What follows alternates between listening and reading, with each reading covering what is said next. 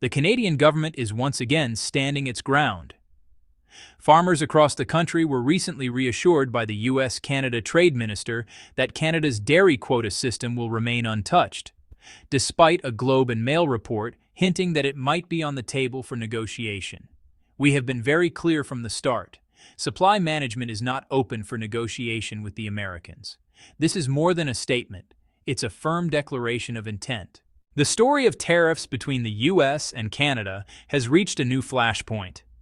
Since returning to office, President Donald Trump has made tariffs the centerpiece of his economic agenda. Initial duties targeted steel, aluminum, and autos, but that was just the beginning.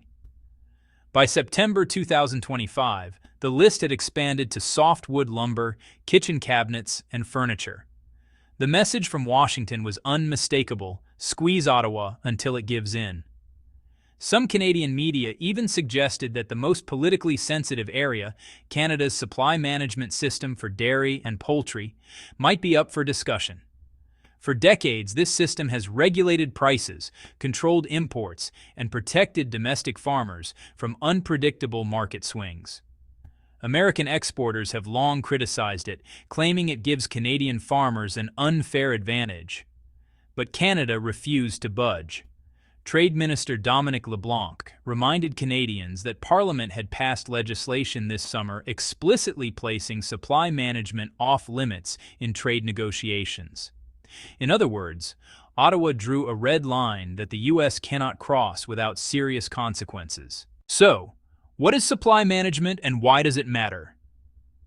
To understand Canada's steadfast position, it's essential to grasp what supply management actually means. For decades, dairy, egg, and poultry farmers have operated under a quota system. These quotas balance domestic demand with production and stabilize farm incomes.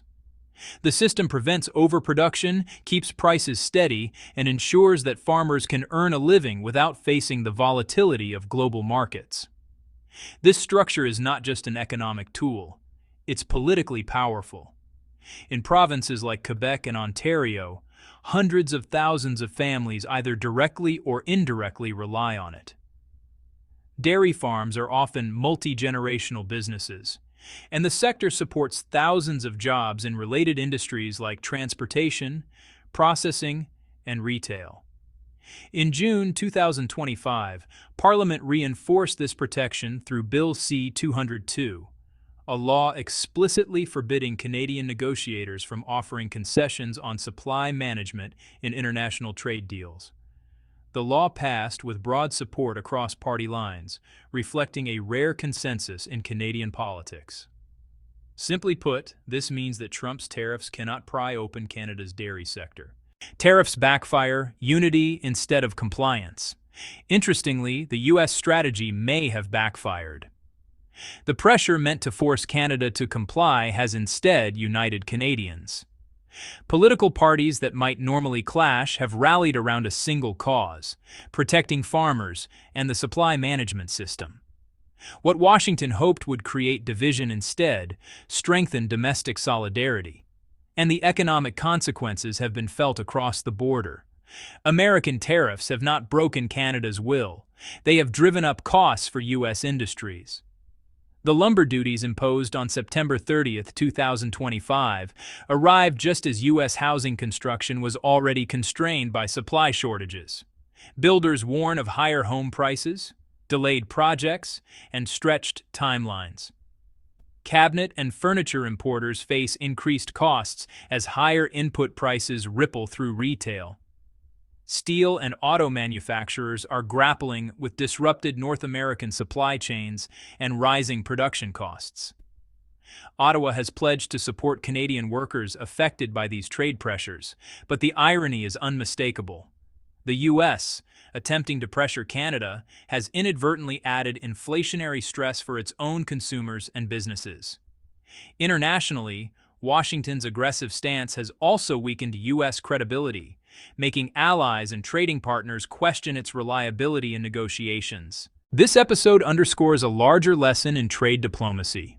Applying pressure doesn't always work the way policymakers expect. Instead of forcing concessions, tariffs can actually strengthen resolve and, create some unintended consequences. For Canada, supply management is not just an economic system, it's a social contract that protects families, livelihoods, and communities. For the United States, the lesson is just as clear. Aggressive trade measures aimed at a neighbor with a unified domestic policy may end up hurting domestic industries more than the target country. As the United States faces rising costs for lumber, furniture, steel, and autos, the very tariffs meant to strengthen America's negotiating position risk weakening its economic stability.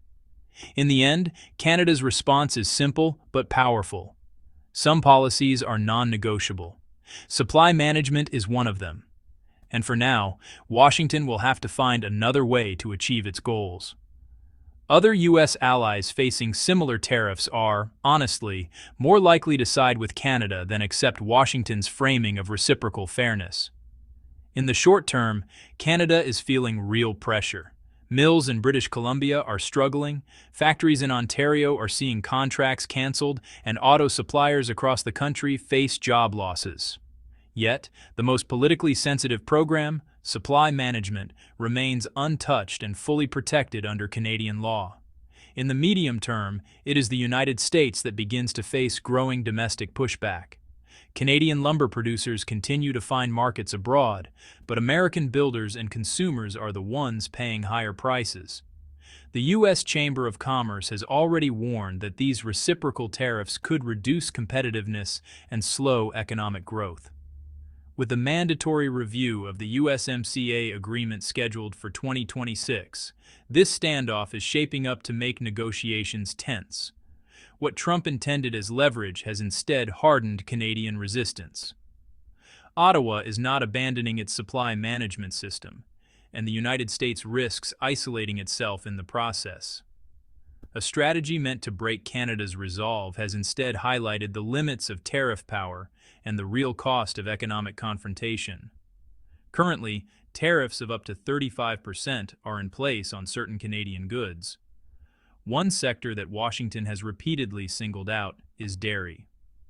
In early August 2025, President Trump escalated his trade strategy by raising tariffs on Canadian non-USMCA goods from 25% to 35%.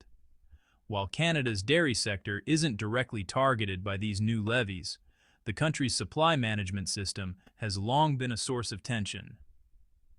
For years, Trump has portrayed it as an unfair barrier, one that protects Canadian farmers while restricting access for U.S. producers. Canada's supply management system is designed to protect domestic dairy farms. It limits how much Canadian farms can produce and caps the amount of U.S. dairy imports.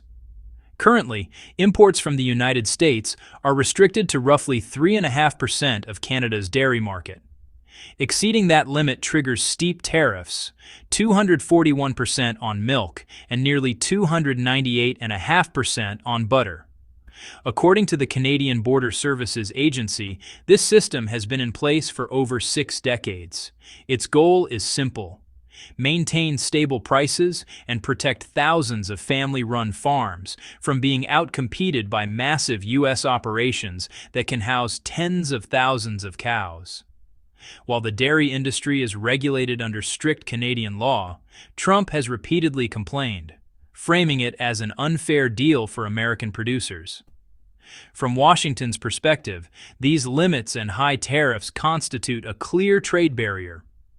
Currently, U.S. producers export roughly $800 million in dairy products to Canada each year, while Canada sends about $300 million south of the border. To Trump and his allies, these caps and tariffs represent lost opportunities for U.S. farmers who want a larger share of the Canadian market. Just weeks before these latest tariff increases, Canada's Parliament passed legislation explicitly forbidding supply management from being used as a bargaining chip in trade negotiations. The bill enjoyed cross-party support, with advocates pointing to past deals where concessions were made, despite promises to protect the sector. Today, any attempt to change the system would require repealing the law and paying a steep political price. This protection isn't limited to Quebec, the heartland of Canadian dairy. Farmers in British Columbia, Alberta, and even the Northwest Territories see supply management as essential for economic stability. It's a rare example of national consensus in an often divided political landscape, proof that Canada views this system not just as an economic policy, but as a critical part of its social and political fabric. Canadian officials, including Prime Minister Mark Carney, understand what's at stake. Loosening supply management too far could allow foreign dairy to claim up to 18% of Canada's domestic market, a level industry groups warn would threaten the system entirely. That could mean farm closures, widespread job losses, and struggling rural economies. But Canada isn't defenseless. Beyond protecting dairy, Ottawa holds leverage of its own. The United States depends heavily on Canadian energy, critical minerals, and integrated auto supply chains. These sectors give Canada bargaining power that extends far beyond milk and butter.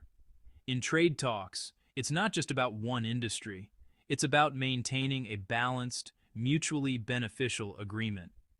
President Trump may have expected the familiar playbook to work here: apply tariffs, demand concessions, and secure a quick win. Instead, Canada's legal safeguards and political unity have slowed negotiations to a crawl. The dairy sector remains protected, and Ottawa has made it clear that it is ready to walk away from a bad deal rather than compromise supply management. Meanwhile, U.S. dairy producers still face oversupply, volatile prices, and stiff international competition. Higher tariffs on other Canadian goods risk hurting American importers more than helping U.S. farmers, a reminder that not every Washington bluff works. Canada imposes a 250 to 300% tariff on many of our dairy products. They're very tough. We're not treated well by Canada. When Trump launched his sweeping tariff plan under the America First banner, the promise was simple: protect U.S. industries and bring jobs home. Yet one sector now finds itself at the crossroads: dairy. This industry is more than just a symbol of American farming. It generates over $50 billion in value each year and supports hundreds of thousands of jobs across Wisconsin, California, New York, and beyond. In many rural communities, milk, butter, and cheese are the backbone of livelihoods. Exports are critical to keeping this system in balance. The United States cannot consume all it produces, so international sales are essential for farm income. Mexico and Canada consistently rank as the top buyers of American dairy products. But as Trump escalates tariff battles worldwide, policies meant to shield U.S. producers are now putting these key markets at risk. At first glance, dairy hasn't been directly hit by new U.S. tariffs, which targeted steel, aluminum, copper, semiconductors, and a wide range of imported goods. Yet trade doesn't operate in silos. When Washington raises barriers, partners often push back, and that's where the risk starts for dairy. In 2024, Mexico and Canada together accounted for nearly $3.7 billion in U.S. dairy purchases. While these flows remain intact, political uncertainty is growing. In 2018, Mexico retaliated for United States steel duties by imposing tariffs on American cheese. And this year, Mexican officials have flagged dairy as a potential target if talks collapse. Canada has long defended its supply management system for milk, eggs, and poultry. Even when Ottawa suspended some retaliatory tariffs in September 2025 to maintain dialogue, it held firm on protecting its dairy quotas. Ongoing talks highlight this tension. Mexico is in a 90-day pause to prevent immediate escalation, but agriculture remains a potential bargaining chip if United States pressure rises. Canada has reopened communication lines, yet Prime Minister Carney made it clear: Ottawa will not dismantle its dairy framework. In this climate, United States milk and cheese exports could easily become collateral in trade negotiations. Imagine the numbers. USDA data shows United States dairy exports to Mexico totaled roughly $2.5 billion in 2024, with Canada at about $1.2 billion, a combined $3.7 billion in trade. If new duties of 10% were applied, imports could drop 6 to 10%, erasing around $300 million in sales. At 25%, losses could reach $700 million, and at 50%, up to $1.5 billion, wiping out a large share of annual growth. Cheese, one of the fastest-growing categories, would be hit first. Mexico, the United States' top cheese buyer, could easily turn to Europe or New Zealand if prices rise. In Canada, where United States access is already constrained, any additional retaliation would further squeeze an already narrow market. For farmers in Wisconsin, California, or New York, this means fewer markets, shrinking margins, and rising competition abroad. The paradox is clear. Trump's tariffs, meant to protect American industries, risk turning United States dairy farmers into collateral damage. Canada responds with strategic patience. Mexico uses talks as leverage, and both neighbors hold the power to restrict American milk, butter, and cheese exports. For now, dairy remains outside the direct line of fire, but its position is fragile. A single political decision could change everything.